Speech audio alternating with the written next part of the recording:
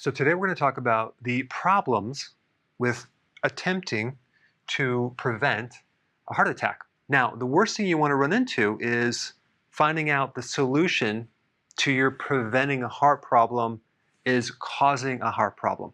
Let me show you what I'm talking about. Let's say you have hypertension and you're on a diuretic. Well, the side effect of diuretics is increasing insulin resistance, which actually could potentially increase your insulin and create more of a problem within your arteries. Let's say, for example, you're on cholesterol medication, you're on a statin. Statin increases the risk of calcification in your arteries. Plus, it shuts down the testosterone, and it can decrease coenzyme Q10, which is needed for the heart. And here's another one. Let's say you're on some anti-clotting medication to thin the blood, warfarin, which blocks vitamin K. The problem with that one is that it causes some side effects, one being increasing risk of calcification, not just in the arteries, but systemically, even in your trachea, because it blocks vitamin K, K1 and K2. And just so you know, vitamin K2 is all about keeping the calcium out of the arteries, out of the soft tissues, and into the bone. The longer you're on this medication, the greater the risk of the calcium clogging everything up on the arteries. Now, out of all these problems, the most important thing to focus on is making sure you do not build up calcium plaque in the arteries. Why? Because the amount of calcium in your arteries, specifically the coronary artery, is the biggest risk factor for mortality from heart attacks. And this is why one of the most important tests that you can get, way more important than a cholesterol test, is a CAC test, coronary artery calcification test. Not that expensive, not that invasive, pretty quick, but it can give you a lot of information of what's going on inside your arteries.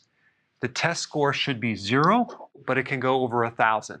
So let's say, for example, you find out you have a high score. There's high amounts of calcium plaquing in your arteries. Well, there is a good solution to that. That's actually pretty natural, that has actually no side effects, and it's taking vitamin K2. If you're not familiar with vitamin K2, I put a link down below, but it's a very, very important vitamin that can potentially remove the calcium from your arteries.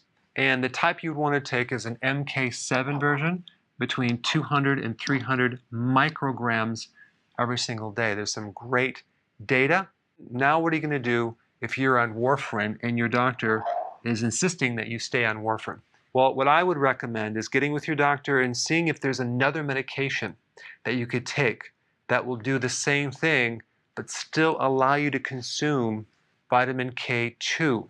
And if that didn't work, I would negotiate with your doctor and see if you could actually take vitamin K2 and take a little bit more of this medication, so at least you would have absorption of vitamin K2 to prevent the calcification of your arteries. Now, what are you going to do if you're on a diuretic and you're trying to lower hypertension? Now, just so you know, I'm not recommending you come off any of your medications. That's between you and your doctor. I would research taking 40,000 IUs of vitamin D3, and it would also increase my potassium levels because our bodies need about 4,700, and most people don't even get close. And to do that, you'd need to consume 7 to 10 cups of vegetables per day, and that would greatly help you with this. Now, as far as cholesterol goes, very simply, you need to get on a healthy keto diet and intermittent fasting, and that usually should take care of that. If you're new to my channel, I put a link down below. Check it out. Hey, we're back. With another amazing recipe. No grains, no sugar, totally keto. There's no suffering in keto. Absolutely not, Karen. And it's an immune system builder. Absolutely. You have to check this out. I think you should hurry up, watch the recipe, and make it yourself. It's just so easy to be keto. But is it simple? It's super simple.